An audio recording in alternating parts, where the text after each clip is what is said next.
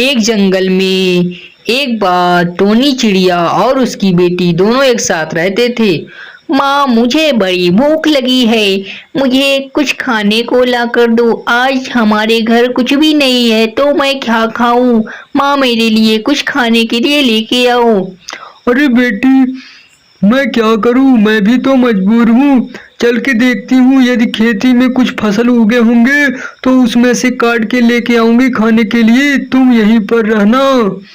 यह कहकर टोनी चिड़िया उड़ते हुए फसल में देखने के लिए लाने के लिए चली जाती है और अपने खेत की तरफ उड़ते उड़ते वह जाकर जाने लगती है और वह पर खेत में पहुंच जाती है। उस समय उसके खेत में एक भी फसल नहीं होती है, सारी भूमि बंजर होती है।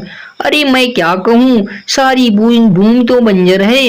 अब मैं अपनी बेटी को क्या खिलाऊंगी, हमारा पेट कैसे पलेगा, अब हम इस बार क्या खाएंगे कुछ पता नहीं। यह कहकर वह टोनी चिड़िया उड़ते हुए दोबारा चली जाती है। रास्ते में उसे एक आम का पेड़ मिलता है और उस आम के पेड़ पर जाकर वह बैठ जाती है।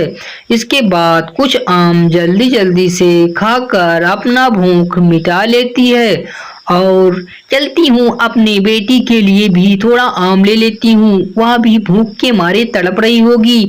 मैं चलती हूँ, एक आम तोड़ लेती हूँ।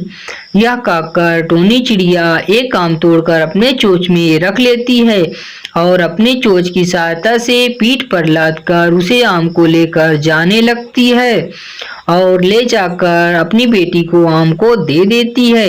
लो बेटी, यही आम खाओ, इस बार हमारी फसल नहीं हुई है, अब हम इस बार क्या खाएंगे मुझे कुछ पता नहीं चल रहा, अब मैं क्या करूं।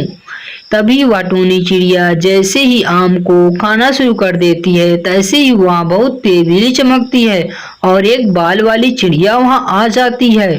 अरे मैं एक जादुई चिड़िया हूँ, मुझसे जो तुम कहोगे मैं तुम्हें वो वरदान दूंगी। जो मांगना हो तुम मांग सकती हो।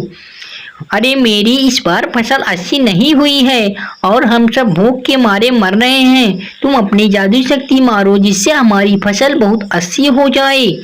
इसके अरे तुम्हारी फसल, मैं आशीर्वाद देती हूँ, तुम्हारी फसल अच्छी हो जाएगी।